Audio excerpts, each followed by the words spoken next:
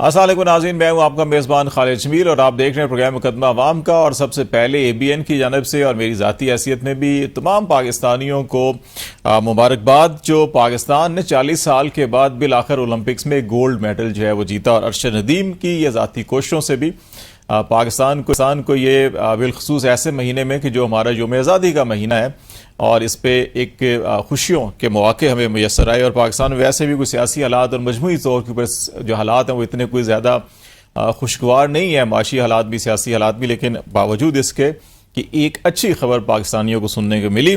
कुछ इस हवाले से भी बात करेंगे। और दूसरा जो है कि हम ये भी देखेंगे कि जो पाकिस्तान में अभी जो सियासी माहौल और जो कानूनी माहौल है उसके अंदर पेशरफ्त क्या होने जा रही है, कौन से ऐसे मसाइल हैं जो बुनियादी तौर के ऊपर इस वक्त कुछ तनाज़ात का सबब बने हुए, और मखसूस शिस्तों का मामला लेके कानून साजी भी उस पर हो चुकी, सुप्रीम कोर्ट का फैसला भी मौजूद है। आज भी सुप्रीम कोर्ट में आज मुख्तलिफ केसेस थे और उसके अंदर जजेस यही कह रहे थे कि फैसलों पर अमल दरामद नागुज़ीर होता है, ज़रूरी होता है, आइनी तकाजा होता है, ये कोई एहसान या कर्टसी नहीं होती। तो ये सारी सूरत हाल के अंदर मामलात कैसे आगे बढ़ेंगे ये हम बात करेंगे। हमारे साथ इस वक्त ज्वाइन कर रहे हैं कादर मंदोखेल, सन पीपल्स पार्टी के सीनियर रहनुमा हैं, और तैमूर मलिक साहब जो पाकिस्तान तहरीक इंसाफ से आपका तल्लक है। बहुत शुक्रिया आप दोनों का।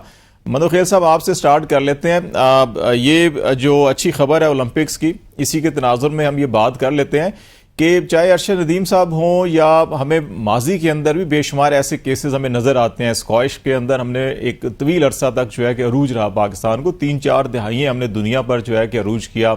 जहाँ शेर खान, उससे पहले जहांगीर खान, उससे पहले जो है कि रोशन खान, कमर जमान, ये सारे एक ही फैमिली थी। और उन्होंने भी कुछ ऐसे ही हालात में स्टार्ट किया था जैसे अरशद नदीम ने स्टार्ट किया, कि सेल्फ अपनी जो है कि उन्होंने खुद ये सारी मेहनत की और नाम रोशन किया, और फिर हमने जाके ओन किया। तो क्या हम जो एक हम कहते हैं कि मेरिट की बालादस्ती हो या हम टैलेंट हंट नहीं कर सकते? 25 करोड़ आबादी है हमारी इस वक्त, इसके अंदर बेशुमार ऐसा टैलेंट मौजूद है तमाम शोबों के अंदर। तो कहाँ कमी रह जाती है हमारे अंदर कि हम ऐसी चीज़ों को शायद पहचान नहीं पाते, और लोग खुद अपनी जब शनाख्त बनाते हैं तो फिर हमें उन्हें ओन करना पड़ता है। बहुत शुक्रिया। पहले तो अरशद नदीम साहब, इनको फैमिली को और तमाम पाकिस्तानियों को मुबारक हो।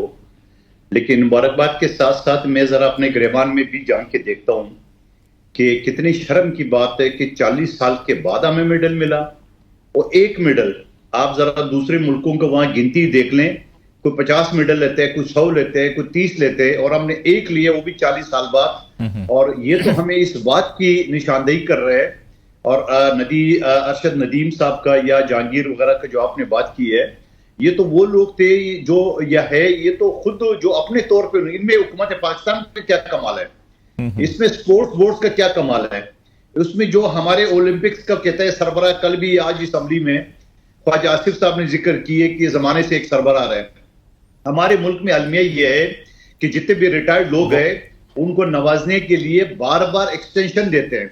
मंदोखेल साहब, वो आरिफ हसन साहब थे, वो आरिफ हसन साहब थे, और तकरीबन 20 साल पाकिस्तान ओलंपिक एसोसिएशन के वो सरबराह रहे हैं, और अभी उनको रिटायर किया गया। और इस 20 सालों में कोई हम खातर का खिदमत भी क्या नाम बताया? आरिफ हसन साहब, जनरल आरिफ हसन। कौन सा हसन? आरिफ हसन।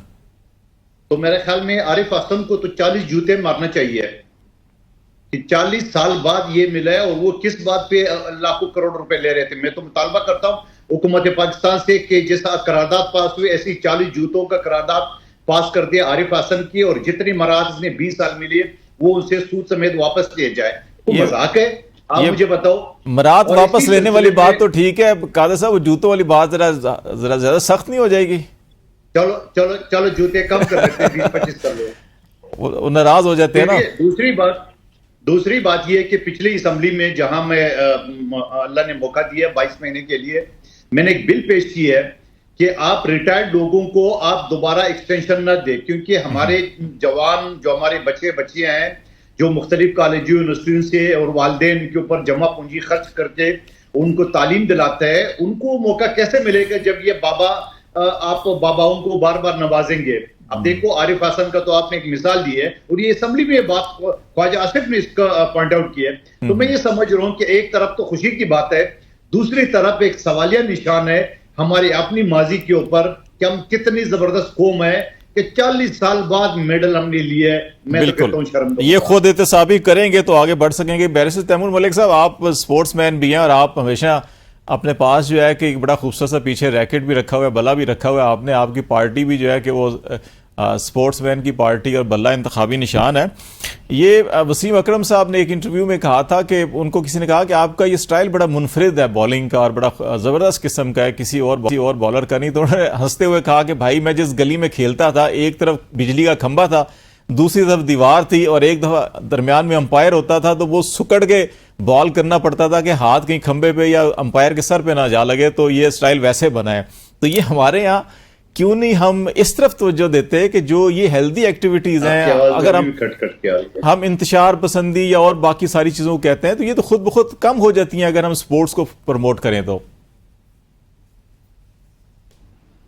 कौम को ख़ास तौर पे अरशद नदीम सुखेरा साहब और उनके ख़ानदान, दोस्तों को, उनके गांव वालों को, मियां चन्नू की आवाम को, सबको बहुत मुबारकबाद। पाकिस्तान के लिए 40 साल बाद गोल्ड मेडल आया है और 30 साल के तकरीबन वक्फे के बाद कोई भी पहला मेडल ओलंपिक्स का आया है।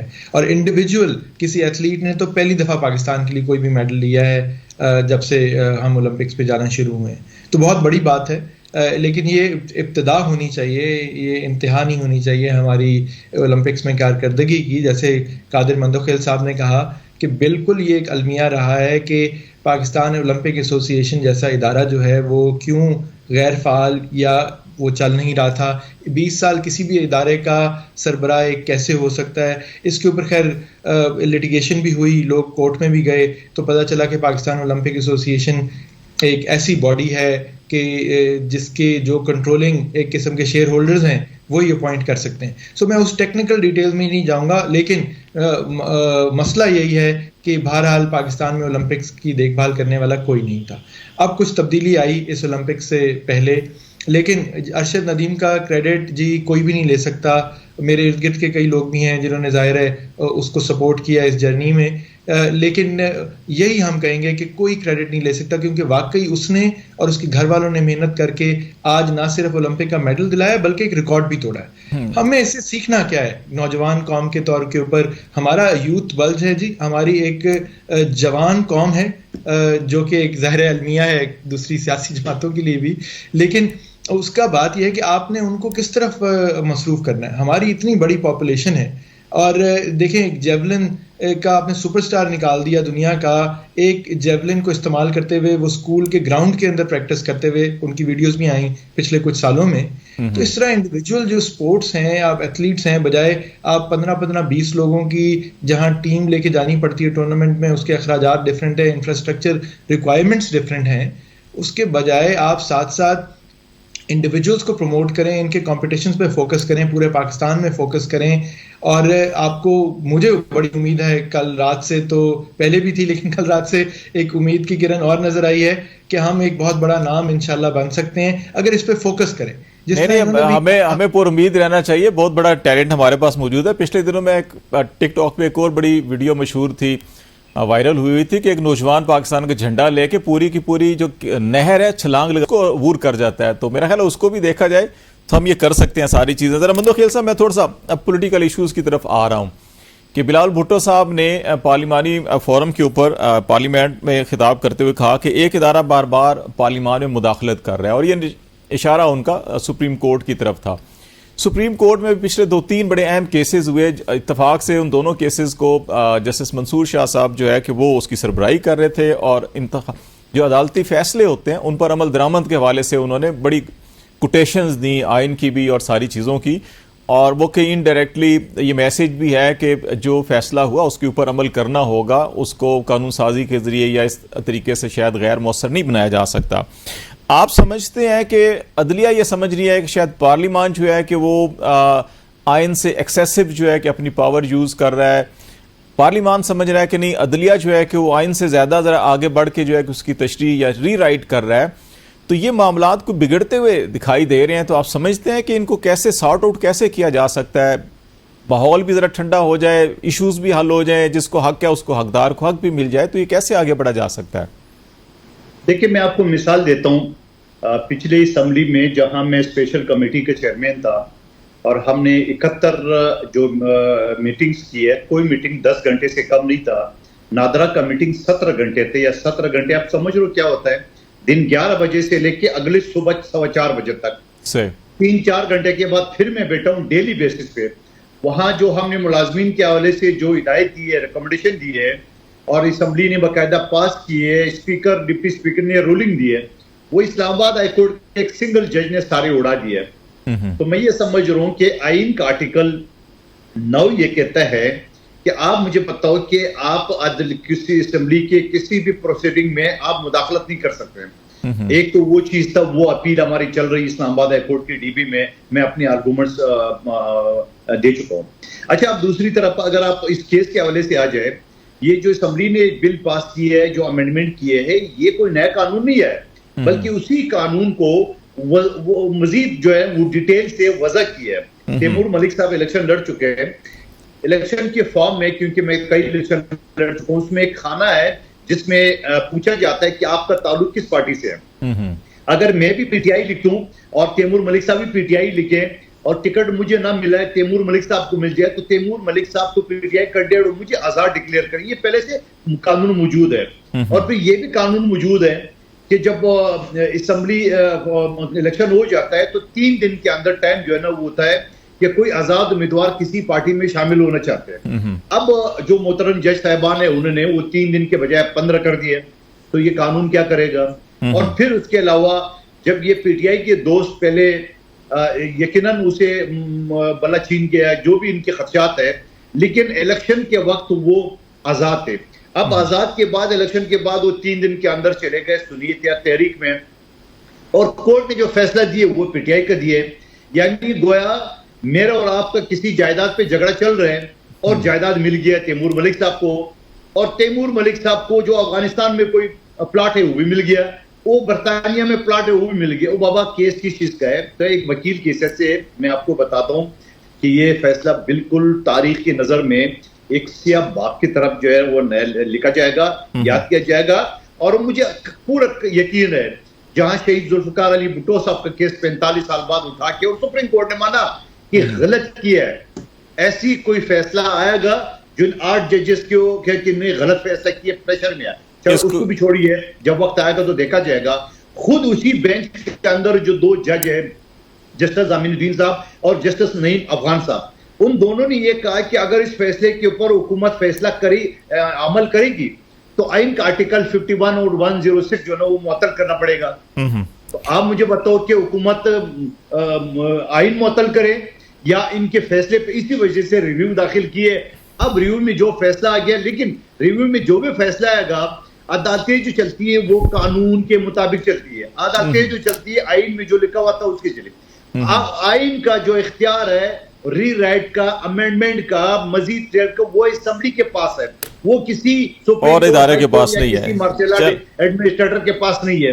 तो मैं ये समझ रहा हूं कि बिलावल साहब ने जो बात की है बिल्कुल सही की है, बिल्कुल बेहतरीन की है कि अदलिया ने मुदाखलत की है, अदलिया ने मुदाखलत की है। और मैं एक और चीज बताऊं, इसी पिछले असेंबली में जहां मैं हिस्सा था और हमने कोशिश की है, एक बिल भी हमने पास करा है तोयने पार्लियामेंट का, और मैंने उस वक्त नारा लगाया, फुटेज उठा के देख ले, मैंने कहा जाग पार्लियामेंट जाग, जैसे किसी ने आवाज लगाया था ना किसी जमाने में, जाग पंजाबी जाग, मैंने कहा जाग पार्लियामेंट जाग, क्योंकि पार्लियामेंट का जो इख्तियार है वो इख्तियार किसी जज, किसी एडमिनिस्ट्रेटर, किसी मार्शल को नहीं दिया जा सकता है। जरा ये मलिक साहब से भी ले लेते हैं राय कि ये पार्लियामेंट का हक है कानून बनाना, आइन बनाना, और सुप्रीम कोर्ट उसकी तशरीह कर सकती है या फैसले दे के अमल करवा सकती है। तो मलिक साहब, ये जो इस वक्त पार्लियामान और अदलिया आमने सामने खड़े हैं, तो आपको क्या नजर हो रहा है कि किस तरफ हालात जाएंगे और हालात बेहतर कैसे हो सकते हैं? जी, मैं पहले तो मंदोखेर साहब की बात में थोड़ा सा इजाफा करूंगा कि देखें, ये नहीं है कि आप मलिक साहब थोड़ा सा ऊंचा बोलेंगे आप।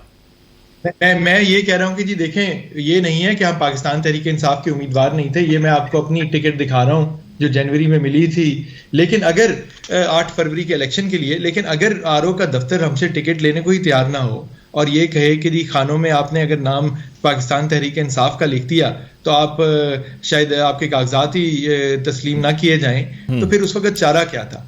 जो सुप्रीम कोर्ट के आगे बात हुई और बारहा बात हुई, लाइव स्ट्रीम हुई है, इसलिए उसमें तो कोई ऐसी बात ही नहीं है कि वहां पे कमल शोजब भी एक पिटिशनर थी, उनके सुलमान अकरम राजा वकील थे, SIC उसके अलावा थी। उन्होंने कहा यही कि मुझे बनने ही नहीं दिया गया उम्मीदवार पाकिस्तान तहरीक इंसाफ का। फिर सुप्रीम कोर्ट ने सारी डिटेल्स इलेक्शन कमीशन के लॉ ऑफिसर से और अटॉर्नी जनरल से मंगवाई कि बताएं किन उम्मीदवारों ने अपने किसी कागज में किसी हिस्से के अंदर पाकिस्तान तहरीक इंसाफ लिखा था। आपकी रिटर्निंग ऑफिसर्स को आपने क्या कहा था कि अगर बल्ले का निशान नहीं है तो इनके उम्मीदवार इलेक्शन लड़ सकते हैं PTI के टिकट से कि नहीं, और इनको क्या निशान मिलेंगे? उसका उनके पास कोई जवाब नहीं था। इलेक्शन कमीशन की गलती है, तो इलेक्शन कमीशन की गलती का बोझ जो है वो पाकिस्तान तहरीक इंसाफ तो नहीं उठा सकती, इसलिए ये फैसला है। तो ये सियासी तनाजुर और जो कानून और आइन की जो बात सुप्रीम कोर्ट के सामने हुई, इसको रखना बड़ा ज़रूरी है। हवा में ये सीटें नहीं मिल गई। आज इनके चेयरमैन ने फ्लोर ऑफ द पार्लियामेंट पे कहा कि जी ये कोई टॉफियां बांटी जा रही हैं, इस तरह दी गई, बड़ी गलत बात की। लेकिन क्योंकि उन्होंने फ्लोर ऑफ द पार्लियामेंट पे बात की है, इसलिए उनको कुछ कह नहीं सकता। यही आपके चैनल पे आके वो ये बात करते तो शायद आला अदलिया उसका उनसे भी जवाब मांगती कि वो क्या कह रहे हैं।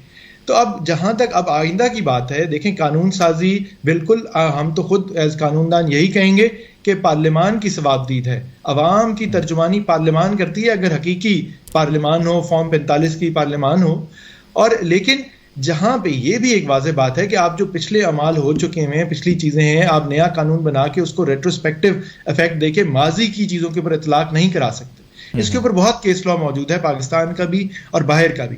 दूसरी बात कि आर्टिकल 51 की ज़्यादातर की एक लिहाज से तशरीह की गई है इस फैसले के मुताबिक, जो कि रिजर्व सीट से के मुतालिक है। अब जब एक आइन की शिक की तशरीह करे सुप्रीम कोर्ट ऑफ पाकिस्तान, तो उसको रोकने के लिए एक सादा कानून तो पार्लियामान का आके उसका रास्ता नहीं रोक सकता ना। उसके लिए आपको फिर आइन में तरमीम करनी पड़ेगी, आइन में ही तशरीह बढ़ानी, अपनी क्लैरिटी देनी पड़ेगी। ये दो वजूहात हैं जिनकी वजह से हम कहते हैं कि ये चलेगा नहीं कानून। एक ब्रेक ले लेते हैं, अदलिया देखेगी। एक ब्रेक ले लेते हैं और उसके बाद जो है कि कुछ के मामलात और दीगर जो सियासी मामलात हैं उसके ऊपर भी बातचीत जारी रखेंगे। नाज़रीन हमारे साथ रहिएगा।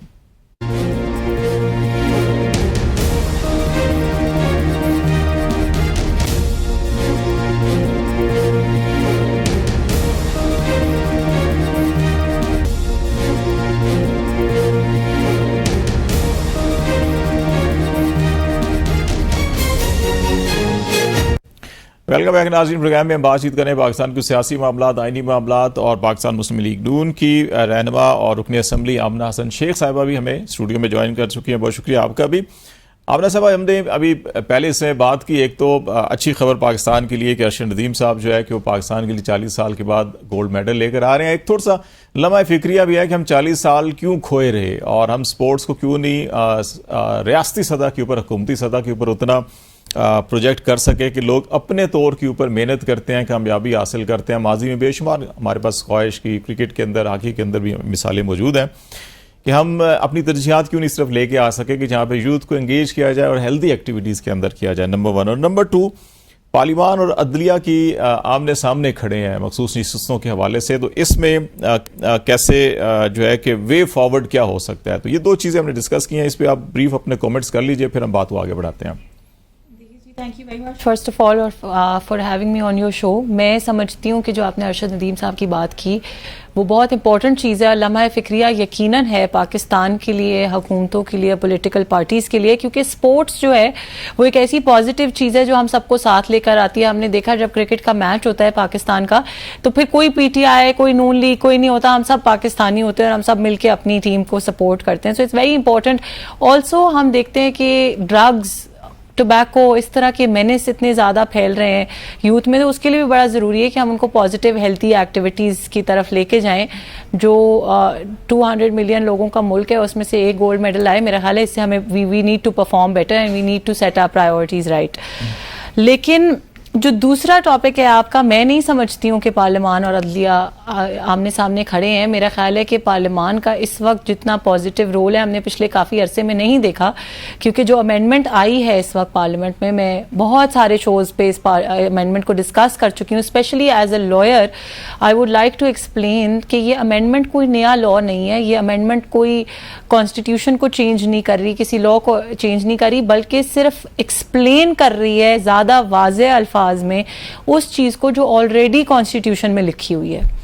वो अनफॉर्चुनेट बात यह है कि 12 जुलाई की जजमेंट ने रीराइट करने की कोशिश की कॉन्स्टिट्यूशन को।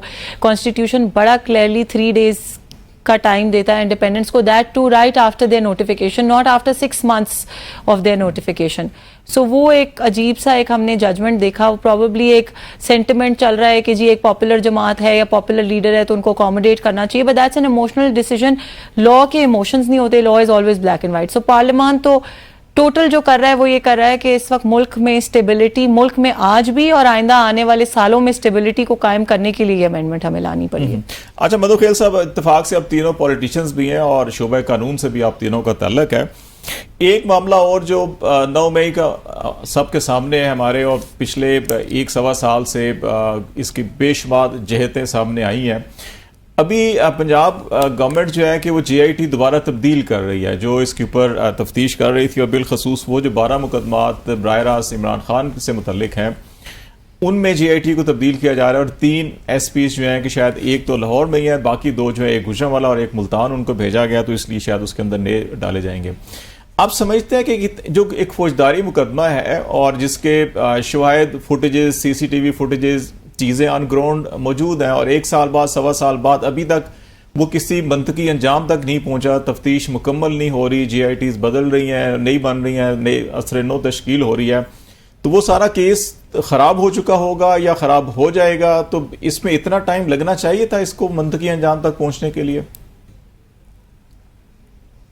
पहले तो जो टाइम लगा है वो टाइम नहीं लगना चाहिए, पहली बात। और दूसरी बात ये कि ये दोनों मेरे ब्रदर सिस्टर जो ना वो वकील है, ये बेहतर जानते हैं। तफ्तीश जो है ना वो जजमेंट आने के बाद, फैसले आने के बाद भी जारी रहता है। तफ्तीश कभी बंद नहीं होती है। तफ्तीश का कोई टाइम लिमिट नहीं होता है। एक फैसला होता है, चालान, FIR, जजमेंट, फैसला, उसके बाद भी तफ्तीश होती है। तो तफ्तीश इस वजह से नहीं रुकती है कि नई नई चीजें सामने आती है। अब अगर जो PTI का अगर मुतालबा है कि जुडिशल कमीशन बना जाए, तो ये दोनों वकील है, कानूनी शहादत का आर्टिकल 164 ये कहता है कि कोई भी ऑडियो या वीडियो किसी भी कोर्ट में वो एडमिसेबल है, उसके लिए मजीद किसी गवाही की जरूरत नहीं है। हाँ, शर्त ये कि अगर वो वीडियो ऑडियो असली हो। लेकिन यहाँ तो PTI की जितने भी लोग वीडियो आए वो तो उनके अपने लोगों की वीडियो आ गई। चलो अपने नहीं है, नून लीग ने कर दिए, पीपल्स पार्टी ने कर दिया, किसी और ने वीडियो बना लिए, तो आज तक तो मुझे याद नहीं पड़ रहा है कि एक भी वीडियो और ऑडियो के ऊपर PTI ने एतराज किया होगा कि ये जाली है, इसकी फोरेंसिक करा जाए। जब एतराज नहीं किए तो उसका मतलब असली है। जब असली है तो उसके बाद फिर मजीद उसके, चलो उसको भी छोड़ देते हैं। इमरान खान साहब का अपना बांजा हिसाम न्याजी आज जेल में कोर कमांडर की वर्दी लेके, क्या कोई कह सकते हैं कि वो जाली वीडियो है? क्या कर्नल शेर खान का मुजस्मा जो पटाख करके जमीन से मारा PTI के वर्कर मौजूद थे, क्या कोई कह सकते हैं कि वो नून लीग पीपल्स पार्टी के आदमी थे?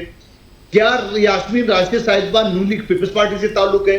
और खुद मोहतरम इमरान खान साहब ने माना पिछले दिनों में कि हमने पेट्रोल बम फेंके।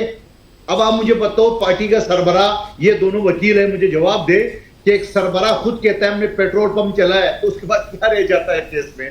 उसके लिए मजीद कोई तफ्तीश की क्या जरूरत है? क्या जरूरत है? उसको भी एक तरफ रखे, चले तरफ पे एक रखे। ये जरा बैरिस्टर साहब से भी जरा इनका ले लेते हैं कि 3-4 अहम चीजें मंदोखेल साहब ने की, एहसान न्याजी के हवाले से, कर्नल शेर का मुजस्मा और पेट्रोल बम के हवाले से, और दूसरा कि 1.25 साल इसमें लगना चाहिए था, इसको कहीं ना कहीं मंतकी अंजाम तक तो पहुंच जाना चाहिए। मालिक साहब जी देखें, बिल्कुल इतना टाइम नहीं लगना चाहिए था, और इन्होंने ये इन्वेस्टिगेशन और चालान की सबमिशन को डिले कर करके इन्होंने बेलें भी डिले की हैं, लोग पाबंद सिलासिल रहे हैं। मैं खुद कुछ दिन पहले लाहौर ATC पेश हुआ कुछ लोगों के साथ, और 15 बेल्स कंफर्म हुई फाइनली, जाके 2 लोग इनोसेंट भी डिक्लेयर हुए उस दिन सिर्फ। तो ये चीज़ जो है आज से 14 महीने पहले भी जो इनोसेंट था वो इनोसेंट हो सकता था, और जिनकी बेलें नहीं हुई थी उनकी बेलें बनती थी, पहले ही हो जानी चाहिए थी। एक चीज़ जो उस दिन भी जज साहब ने बार बार एंटी टेररिस्ट कोर्ट लाहौर के अंदर कही तफ्तीशी अफसरान को कि जी मवाद लेके आए और जो वीडियो एविडेंस है वो रिकॉर्ड पे लेके आए, आप क्यों नहीं लेके आ रहे। सो बात यही है कि किसी का, इन्होंने डॉक्टर यास्मीन राशिद साहिबा का कहा, आपको भी पता है कैंसर पेशेंट हैं, कितनी उम्र की हैं, क्या उनकी पाकिस्तान के लिए खिदमात हैं और वो कितनी देर से अब जेल के अंदर हैं। सो लेकिन उनकी जो ये वीडियो की बात करते हैं, वो वीडियो जो है उसमें तो वो रोक रही हैं लोगों को अंदर जाने से। सो क्लिप्स अवेलेबल, लेकिन वो कोई तोड़ फोड़ नहीं कर रही हैं, कुछ नहीं कर रही हैं। और जो खान साहब ने और बाकी क़यादत ने 12 बात की है वो ये की है कि जी अगर किसी ने वाकई, जो लोग खुद जला रहे हैं चीज़ें, कुछ तोड़ फोड़ कर रहे हैं, उनको तो आप ट्रायल करके आप तक सजा दे दें, उनको तो देनी बनती है। किसी ने भी अगर कानून अपने हाथ में लिया है, कोई पुरअमन तरीके से कहीं एहतजाज कर रहा है, एक शहरी कर रहा है, तो उसमें तो कोई कानून ऐसा नहीं है जो उसको सजा दे सकता है उसके तहत। सो ये चीज़ें, जो डिले है प्रोसिक्यूशन का, ये जानबूझ के है और उसकी वजह से इतने लोगों को इन्होंने पाबंदे सलासिल रखा हुआ है। जल्दी होना चाहिए। जो वीडियो एविडेंस है कानून के तहत, कानून शहादत के तहत, जस्टिस आसिफ सईद खोसा की जो एडमिसिबिलिटी ऑफ वीडियो एविडेंस के ऊपर, ऑडियो एविडेंस के ऊपर जो जजमेंट है, जो उसकी रिक्वायरमेंट्स है, वो फुलफिल करें, इन मुकदमात को आगे चलाएं जो इनोसेंट हैं। जिस तरह मैंने खुद कहा कि मेरी मौजूदगी में 2 बेगुनाह करार दिए गए कुछ दिन पहले और 15 बेल्स कंफर्म हुई, तो यही लाहौर के एटीसी के मुकदमा पे 9 मई के, तो बाकियों के ऊपर भी ये बाकियों भी होना चाहिए। इसमें एक ख्याल ये आमना सबक किया जाता है कि शायद डिले करके कुछ सियासी मकासद इसके हासिल किए गए, नंबर 1। नंबर 2, अभी तक जो अभी मधुखेल साहब जिसका तस्करा कर रहे थे कि सोशल मीडिया के ऊपर या वैसे भी जो प्राइवेट वीडियोस हैं बहुत ज़्यादा अवेलेबल हैं, अच्छा उसमें पॉलिटिकल वर्कर नज़र आ रहे हैं, झंडे भी लिए हुए हैं, नारेबाजी भी कर रहे हैं, तोड़ फोड़ भी हो रही है। कुछ जो है कि जितनी भी सरकारी इमारतें या सेफ सिटी प्रोजेक्ट लाहौर का भी है, पेशावर के अंदर भी है, वो जो ऑफिशियल वीडियोस हैं वो अभी तक सामने नहीं लाई गई और अदालतों के अंदर उनमें भी कोई चीज़ वहाँ पे पेश नहीं की गई और सिर्फ मीडिया के ऊपर, सोशल मीडिया के ऊपर वो वीडियोस बहुत सी सर्कुलेट कर रही हैं, लेकिन प्रोसिक्यूशन वो चीज़ें कोर्ट में पेश नहीं करता। इसकी बुनियादी वजह क्या है? और इसीलिए जो है कि वहाँ पे लोग जमानतों पर रिहा भी हो रहे हैं, इनोसेंट भी डिक्लेयर हो रहे हैं, लेकिन जिन्होंने आग लगाई, जलाओ घेराव किया, उनको सजाएं ज़रूर मिलनी चाहिए। लेकिन ये भी नहीं होना चाहिए कि बेगुनाह लोगों को भी कई महीने जो है कि साल भर जो है कि जेल में रखा जाए और फिर उनको छोड़ दिया जाए सबूत ना होने की बुनियाद पर। जी बिल्कुल, मैं समझती हूँ किसी बेगुनाह को भी कभी नहीं होना चाहिए जेल में। हमारे जब पिछले कुछ अरसे में इनकी गवर्नमेंट थी, बेतहाशा लोगों ने बहुत गलत सजाएं भुगती और इन्होंने बाद में आके इंकशाफ भी किया कि जी हमने झूठे मुकदमे बनाए और हमसे गलती हुई। बहुत सारे इनके मुआवने खसूसी, इनके वो एक हैं शहजाद अकबर साहब, उन्होंने भी आके कहा, फवाद चौधरी साहब भी इस बात का इंकशाफ कर चुके हैं। मैं समझती हूँ कि कोई भी गवर्नमेंट हो उस हुकूमत में ऐसा नहीं होना चाहिए। लेकिन जो चीज़ एक बड़ी प्राइम इम्पोर्टेंस रखती है यहाँ पे वो ये है कि अभी तैमूर मलिक साहब ने कहा कि जी यास्मीन राशिद साहिबा कैंसर पेशेंट हैं और कई जगहों पे मैं सुनती हूँ ये लोग कहते हैं कि जी ख़वातीन के साथ जुल्म हो रहा है। तो मैं किसी की बीमारी पे तो बिल्कुल सियासत नहीं करूँगी। Both my parents are cancer survivor, so I think it's a very sensitive thing to talk about someone's illness. But बहुत ज़रूरत इस वक्त इस बात की है कि आवाम को ठीक पिक्चर दिखाई जाए सिचुएशन की। ये औरत कार्ड प्ले करना या इलनेस कार्ड प्ले करना और आवाम को इस चीज़ के ऊपर गुमराह करना कि जी शायद गवर्नमेंट ऐसे मासूम लोगों के साथ जुल्म कर रही है, ये बड़ी ज़्यादती की बात है। ये लोग बतौर जमात एक कन्फ्यूज जमात हैं, उनकी किसी स्टेटमेंट का कोई सर पैर होता नहीं। सुबह ये कुछ और कहते हैं, शाम को ये कुछ और कहते हैं। कभी कहते हैं हम माफ़ी मांगेंगे ही नहीं, कभी कहते हैं हम मशरूत माफ़ी मांगेंगे, कभी कहते हैं गैर मशरूत माफ़ी मांगेंगे, कभी कहते हैं कि हमारी फोर्स इतनी बड़ी। और ये खान साहब ने बारहा इस बात का इंकशाफ किया, सिर्फ 9 मई के हवाले से नहीं बट हर जगह पर उन्होंने कहा कि जी मेरी फोर्स और मेरी फ़ैन फॉलोइंग इतनी ज़्यादा है कि मैं चाहूँ तो मैं एक दिन में पाकिस्तान बंद कर सकता हूँ। जब इंसिडेंट हो जाता है उसी अपने फोर्स, अपने लोगों को भी मानने से इनकार कर देते हैं। सो इशू ये है जो सबसे बड़ा, जो मुझे लगता है कि मीडिया भी कम हाईलाइट कर रहा है, कि हमें इस वक्त ये देखना है कि भाई ये जमात किस हद तक मुल्क को नुकसान पहुंचा चुकी है अपने दौरे हुकूमत में and what they continue to do today. ये अवाम को भी वरकला रहे हैं और गुमराह कर रहे हैं, ये यूथ को भी वरकला रहे हैं, बदतमीजी बद तहजीबी की सियासत ला रहे हैं। जो प्रोसिक्यूशन है उसका वो भी अपना काम कर रही है, प्रोसिक्यूशन अपने काम से पीछे नहीं हटी, लेकिन दे यास्मीन ऑलवेज साहबा के ट्विस्ट केस के फैक्ट्स। अंदर तो उनकी वीडियोस में बेशुमार Yes. वो नजर आ रहा है कि वो कह रही हैं कि आगे मत जाएं, अंदर दाखिल मत हों, बाहर रहें, प्रोटेस्ट करें। तो उसमें वो जो वायलेंस वाला एलिमेंट तो वीडियोस के अंदर तो कहीं सामने नजर नहीं आया। देखिए बहुत सारी व्हाट्सएप चैट्स भी आई हैं, बहुत सारी चीजें हैं, कंवल शोजब साहिबा की भी हैं और भी बहुत सारे लोगों की है जिन्होंने कहा कि जी आप इकट्ठे होएं, सब कुछ करें। So that is for the court. मैं यही कहना चाह रही हूँ कि these things are for the court to decide. आप फैक्ट्स को जो है वो तोड़ मरोड़ के पेश करते हैं और अवाम को सिर्फ ये, और ये बहुत पुराना कल्चर हो चुका है। सॉरी टू से पाकिस्तान के अंदर अफसोस इस बात का है कि जो भी हुकूमत होगी हम ये कहते हैं कि जी हुकूमत के खिलाफ भड़काओ अवाम को। ये सोल्यूशन नहीं है, इससे पाकिस्तान में तरक्की नहीं आएगी। Oppositions and governments all around the world work together for the betterment of the country, and this is what they need to understand. चले एक ब्रेक लेते हैं। ब्रेक के बाद हम वापस आएंगे तो नाज़रीन यहाँ पे हम बात कुछ जो IPPs के मुआहदे, कुछ इस रावलपिंडी के अंदर तवील 2 हफ्तों का धरना हुआ, बिलाखिर गवर्नमेंट और जमात इस्लामी के दरमियान जो है कि एक मुआहदा भी तय पाया, और उसके बाद अब सूरत हाल क्या होगी, क्या महंगाई कम हो जाएगी, क्या IPPs मुआहदों के ऊपर नजरसानी होगी, और वो मुआहदे जिसके अंदर कैपेसिटी पेमेंट के नाम के ऊपर हज़ारों अरब रुपए दिए जा रहे हैं बिजली पैदा किए बगैर, उनका मुस्तकबिल क्या होगा, इस पर बात करेंगे। ब्रेक के बाद हमारे साथ रहिएगा।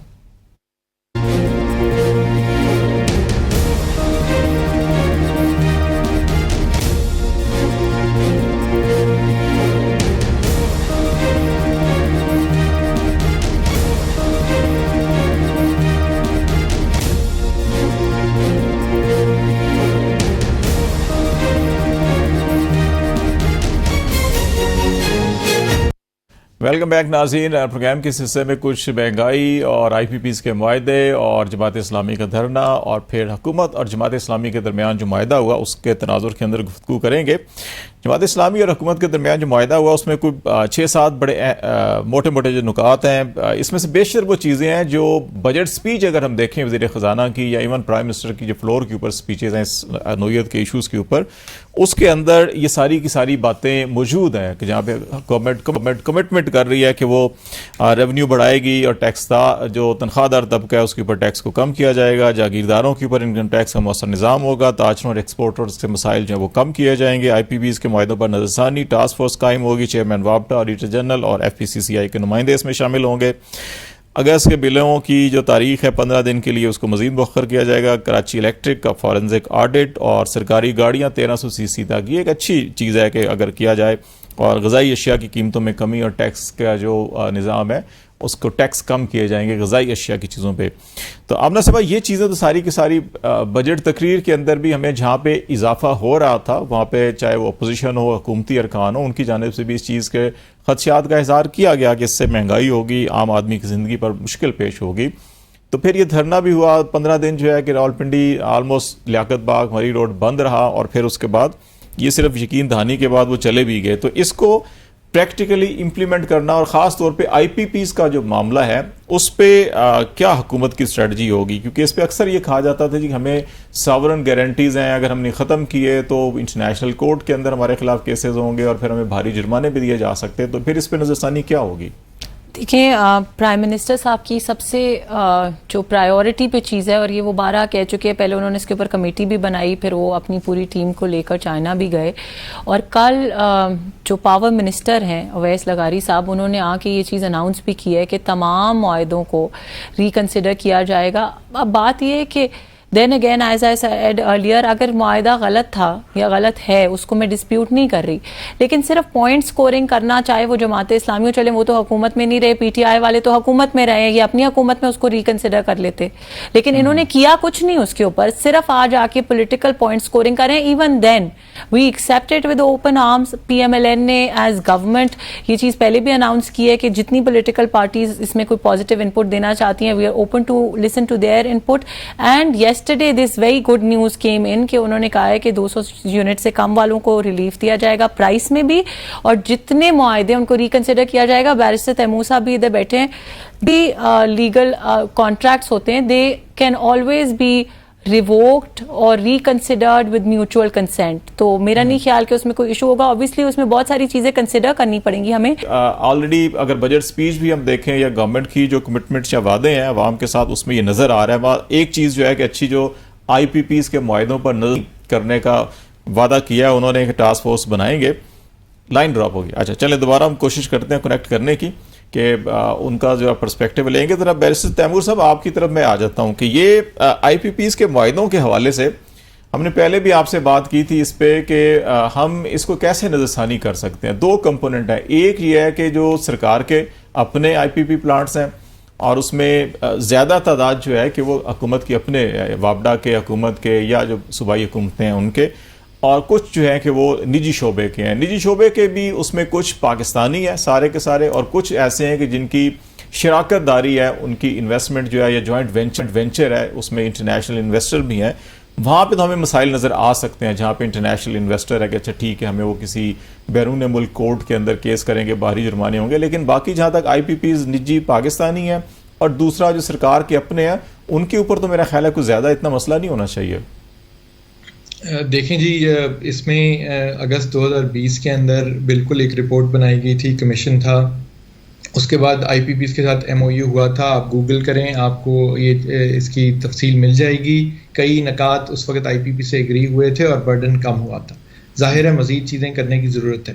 अब आप कब कोई भी कॉन्ट्रैक्ट कब रीनेगोशिएट कर सकते हैं? जब फॉर एग्जांपल अगर आपकी उसकी मियाद आपने उसकी बढ़ानी हो, जैसे आप कईयों का रिन्यूअल हो रहा है, तो ये बात अभी उठाई इसलिए गई, गौहर एजाज साहब जैसे लोगों ने भी बात की, इंडस्ट्री ने भी बात की, सिर्फ सियासी जमातों या आवाम की बात नहीं है कि जब आप रिन्यूअल को देख रहे हैं उनके, तो जाहिर है आपके पास एक नेगोशिएटिंग पावर है, उसको इस्तेमाल करें। और उनसे अगर आप पर एज सच अगर आप कॉन्ट्रैक्ट को वेरी नहीं भी कर सकते, आप बाउंड हैं, तो जाहिर है रिन्यूअल के टाइम के ऊपर आपके पास कुछ थोड़ी सी ताकत है नेगोशिएट करने की, तो वो की जा सकती है। और इसके अंदर मैं सिर्फ ये कहूँगा, ये दो नहीं है। देखें, एक पाकिस्तान के अपने सरकार के इदारों के पावर प्रोजेक्ट्स हैं जो कि ज़्यादा तादाद में हैं, उनके अंदर चाहे इन्वेस्टर कोई फॉरेन नहीं है, लेकिन कई जगह फॉरेन फाइनेंसिंग हुई हुई है, तो उसकी वजह से वो चीज़ों को ख्याल रखना है। फिर आपके जो लोकल IPPs लगे हुए हैं, ग्रुप्स ने लगाए हुए हैं, उसमें कुछ में फॉरेन इन्वेस्टर हैं, कुछ में नहीं है। बिल्कुल। तीसरा बकेट जो है वो है जहां आपकी इंडस्ट्री ने, आपकी बड़ी मिलों ने कैप्टिव पावर प्रोजेक्ट लगाए हुए हैं अपनी ज़रूरियात पैदा करने के लिए, लेकिन वो भी उस कैटेगरी में आ जाते हैं, लेकिन वो बहुत छोटी मिकदार में बिजली पैदा करते हैं, वो इतना बड़ा मसला शायद नहीं है। लेकिन जो चंद हैं जिनसे आपने महंगी बिजली के सौदे किए हुए हैं, वो बहुत अहमियत रखते हैं, और उनके साथ निगोशिएट करना इस तरह भी ज़रूरी है कि देखें, अगर पाकिस्तान इस सर्कुलर डेट और कैपेसिटी पेमेंट के चक्कर के अंदर आगे चल ही नहीं सकेगा, तो अभी उनकी पेमेंट्स डिलेड हैं, उनको कई अरसे बाद फौरन एक अनाउंसमेंट आती है किसी हुकूमत की कि हम इतनी पेमेंट्स इकट्ठी कर देंगे अब, तो ये कोई तरीका उनके लिए भी नहीं है। कॉस्ट ऑफ फंड्स भी एक चीज़ होती है बिजनेस के अंदर, वो उनको भी इम्पैक्ट कर रही है। अगर वो रीनेगोशिएट करके रियलिस्टिक लेवल के ऊपर इसको ले आएंगे, जहां वो जाहिर है अपना प्रॉफिट कुछ रीजनेबल नफ़ा ज़रूर रखें, वो एक बिजनेस है, लेकिन इस अवाम की खाल ना उतारें। बैरिस्टर साहब, आपने इस पे गालबन कुछ स्टडी, कुछ केसेस किए हुए हैं, ये बताइएगा कि अगर आप इसको रिव्यू करते हैं, कोई एक रीजनेबल अगर अंडरस्टैंडिंग होती है, तो आप कितना परसेंटेज समझते हैं कि आवाम को रिलीफ मिल सकता है प्राइसेस के अंदर इस वक्त जो पे करना पड़ रहा है? 20%, 30%, 40%, कोई रफली एस्टिमेट? नहीं, एब्सोल्युटली मेरे ख्याल में 40% तो शायद रियलिस्टिक नहीं होगी बात, बट काफी मिल सकता है। और हर इंडस्ट्री, हर पावर प्रोजेक्ट के साथ एक इंडिपेंडेंट नेगोशिएशन भी होगी, या कुछ जो चंद ग्रुप्स के अपने ही इकट्ठे लगे हुए हैं, काफी सारे आप उनके साथ इकट्ठी करेंगे, सो उनकी टर्म्स भी डिफरेंट होंगी। अगर किसी ने उस वक्त रुपी में फाइनेंसिंग ली और उसके बाद उनका सारा, हर किसी का एक आपको फाइनेंशियल मॉडल निकाल के टर्म्स ऑफ रेफरेंस या एग्रीमेंट की देखना पड़ेगा, उतनी है और उसके साथ उतनी कम करानी पड़ेगी। किसी से आप आधी भी कम करा सकते हैं, किसी से आमना साहब, ये एक और बड़ा अहम इशू जो है कि इसमें अभी हमने देखा कि एनर्जी मिनिस्ट्री की एक प्रपोजल थी जो प्राइम मिनिस्टर को भेजी गई कि हम IPPs को अगले 3 से 5 साल की एडवांस पेमेंट कर दें अगर, और वो 4000 अरब के करीब बताया जा रहा है, तो शायद को 5-6 रुपए फी यूनिट कम हो सके। तो ये जस्टिफाई करता है कि हम एडवांस पेमेंट्स कर दें और सिर्फ 5-6 रुपए के रिलीफ के लिए, और उनको इतना पैसा चला जाए और उसके बाद बेशक वो बंद कर दें, चलाएं या ना चलाएं? देखिए, जब किसी भी मुल्क को, इवन अगर आप अपने हाउस होल्ड में देखें, अपने चैनल में देखें, जब किसी भी इदारे को एक प्रॉब्लम का सामना होता है तो बहुत तरह के प्रपोजल्स आते हैं। सो ये एक प्रपोजल है, बट ये गवर्नमेंट ने इसीलिए अभी तक इसको इम्प्लीमेंट नहीं किया बिकॉज उनको नहीं लगा, क्योंकि PMLN की हमेशा प्रायोरिटी रही है। और जब इस वक्त भी हम आए हुकूमत के अंदर, इससे पहले भी इलेक्शन कैंपेन्स में भी हमने ये कहा कि हमारी प्रायोरिटी सिर्फ और सिर्फ आवाम को रिलीफ देना है। और PMLN की लीडरशिप को बखूबी अंदाजा है उनकी मुश्किलात का। सो आई डोंट थिंक कि प्रपोजल्स हर तरह के आते हैं, लेकिन I am sure that the government will make the decision which is in the best interest of the people of Pakistan. अच्छा, कराची इलेक्ट्रिक और ये प्राइवेटाइज हुआ KSC, लेकिन अभी भी बेशुमार मौक़ों के ऊपर फेडरल गवर्नमेंट को उसके अंदर शिप इन करना पड़ता है, सपोर्ट भी करना पड़ता है। और अभी गवर्नमेंट एग्री कर रही है कि इसका फोरेंसिक ऑडिट होना चाहिए, बिल्कुल होना चाहिए। तो ये इसका अगर हम ये डिस्कोज हैं या इस वक्त या जिनकोज हैं, इनकी भी निचकारी कर देते हैं और फिर उसके बाद भी हुकूमत की जिम्मेदारी बन जाती है या हुकूमत की लाइबिलिटीज़ बनते हैं या हुकूमत को यहाँ पे जो है कि पैसा इन्वेस्ट करना पड़ता है, तो फिर एक देखभाल क्या निकाला जा सकता है इसका? देखिए, इसीलिए कहा जा रहा है कि इलेक्ट्रिक का जो है ऑडिट किया जाए, क्योंकि अभी ऑब्वियसली जब तक हम इनकी प्राइवेटाइजेशन के पास जाएंगे, हमें पूरी रिसर्च अपनी कंप्लीट करनी है, हमें प्रोज एंड कॉन्स वे करने हैं कि हमें किस चीज़ का फ़ायदा है, क्या चीज़ इन द लॉन्गर टर्म हमारे इंटरेस्ट में। देखें, उस वक्त हमने IPPs के मुआहदे किए आज से इतने साल पहले, वही चीज़ आज आके हमारे लिए कितनी डिस्टर्बिंग हो गई है। तो I think learning from that, government की और पावर मिनिस्ट्री की भी फर्स्ट प्रायोरिटी ये है कि सब चीज़ों को वे डाउन किया जाए, उनके प्रोज एंड कॉन्स, जो कि इलेक्ट्रिक के साथ ऑलरेडी हुआ, उसमें भी देखा जाए कि कहाँ पे पिलफ्रेजेस हैं, क्यों इस चीज़ की ज़रूरत। हमें पता है कि सिंध में वैसे भी बिजली चोरी का भी मसला और कहीं से भी बहुत ज़्यादा है, उसके लिए भी कोई ना कोई मैकेनिज्म ड्राइव करना पड़ेगा, जो सिंध हुकूमत को भी उसमें ऑब्वियसली, क्योंकि फेडरल गवर्नमेंट एक एडवाइजरी रोल प्ले कर सकती है, एक सपोर्टिव रोल प्ले कर सकती है, but this is ultimately for the Sindh government to manage करना होगा। अच्छा, एक चीज और जो है कि मुझे इस एग्रीमेंट में देख रहा था कि सरकारी सतह के ऊपर 1300 सीसी से ऊपर गाड़ी इस्तेमाल नहीं होगी इस वक्त। अगर सरकारी पूल देखें गाड़ियों का, बैरिस्टर साहब आप भी ज़रा इसके ऊपर कमेंट कीजिएगा, तो उसमें तो बेशुमार 1800 और इससे ऊपर की गाड़ियाँ भी हैं। तो ये जो दौर के अंदर एक दफ़ा हुआ था 1300 सीसी तक गाड़ियाँ, लेकिन उसके बाद एक तरफ हम ये देख रहे हैं पंजाब के अंदर भी, वफाक के अंदर भी, दीगर सूबों में भी, कि ये बड़ी बड़ी गाड़ियाँ नए ऑर्डर्स किए जा रहे हैं। दूसरी तरफ इस किस्म की कमिटमेंट या एग्रीमेंट जो है कि ये आपको रियलिस्टिक अप्रोच नज़र आती है? मैं समझती हूँ जी, सबसे इम्पोर्टेंट चीज़ ये है कि इस फैक्ट्स को ठीक से देखना। ये जो 1300 सीसी की गाड़ी का ये है, हमने जितनी नई परचेजिंग की है, इवन सेनेट में, इवन नेशनल असेंबली में जो कमेटी चेयरमैन्स को मिलती हैं, मिनिस्टर्स को गाड़ियाँ मिलती हैं, वो सारी नई परचेजिंग जो है वो 1300 सीसी गाड़ियों की हो रही है। क्या पुरानी एग्जिस्टिंग गाड़ियों को बेचकर नई 1300 सीसी गाड़ियां लेना पाकिस्तान के बजट के ऊपर ज्यादा बर्डन डालेगा या कमी करेगा? यकीनन ज्यादा बजट डालेगा। सो जो एग्जिस्टिंग कार्स हैं ऑब्वियसली उनके ऊपर ये फॉर्मूला अप्लाई नहीं होगा, बट स्टार्टिंग टुडे बिकॉज वो पुरानी गाड़ियां हैं, अगर आप पुरानी गाड़ियों को बेचेंगे और नई 1300 सीसी लेंगे, you're just adding more burden। साहब, ये आपके दौरे हुकूमत में भी इमरान खान साहब प्राइम मिनिस्टर बने थे तो सबसे पहले वज़ीर आज़म हाउस में एक नीलामी लगाई गई थी बड़ी बड़ी गाड़ियों की, मर्सिडीज की, BMW और इस किस्म की गाड़ियों की। तो ये किफ़ायत शहरी के लिए इस किस्म की चीज़ें ठीक होती हैं या एक लॉन्ग टर्म में आपको कुछ विजन बनाना होता है कि अच्छा कहाँ पे हम अपने अखराजात कम कर सकते हैं और कहाँ पे हम जो है कि अखराजात ऐसे करें जो प्रोडक्टिविटी की तरफ जाएं? देखें, जो वज़ीर आज़म साहब की गाड़ियों की सेल हुई थी उसकी तो एक सिंबॉलिक वैल्यू भी होती है कि वज़ीर आज़म, और ये भी सामने आया कि पिछले जो हुकूमतें जिन पार्टीज़ की रही उन्होंने कितनी किस्म की गाड़ियाँ एक वज़ीर आज़म हाउस के अंदर इकट्ठी की हुई थी और पूल के लिए। सो वो उसकी तो सिंबॉलिक वैल्यू, असल चीज़ जो है, असल वेट जो है वो तो आपके एडमिनिस्ट्रेटिव बॉडीज़ का होता है, उन इदारों का होता है जिन्होंने ज़्यादा गाड़ियाँ प्रोक्योर करनी होती हैं और चलानी होती हैं। अब आमना साहिबा अच्छी बातें कर रही हैं, वकील हैं और अब MPA भी हैं पंजाब में।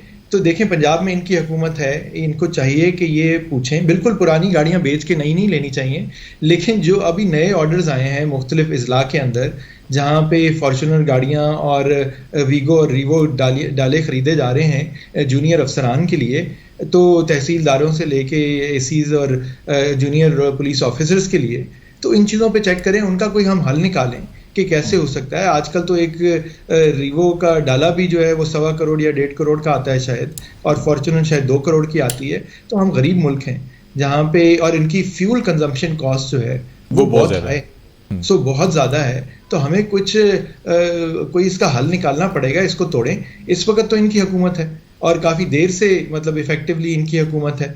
तो ये पंजाब सबसे बड़ा सूबा है, पंजाब के अंदर ये जो ट्रेंड है कि सरकारी अफसरान चाहते हैं कि इस तरह की गाड़ियां इस्तेमाल करें, खासतौर पे जूनियर अफसरान जो अभी किसी एकेडमी से निकले हैं, तो इन चीज़ों को हमें ये स्टेटस सिंबल्स को तोड़ना पड़ेगा। ये सिलसिला ख़त्म करना पड़ेगा। बहुत शुक्रिया बैरिस्टर तैमूर मलिक आपका और आमना हसन शेख साहब, बहुत शुक्रिया आपका भी। नाज़रीन, आज हम बातचीत कर रहे थे कुछ IPPs के मुआहदे और कुछ ओवरऑल सियासी सूरत हाल के हवाले से। आज तक के लिए इतना ही। खालिद जमील को इजाज़त दीजिए। अल्लाह हाफिज़।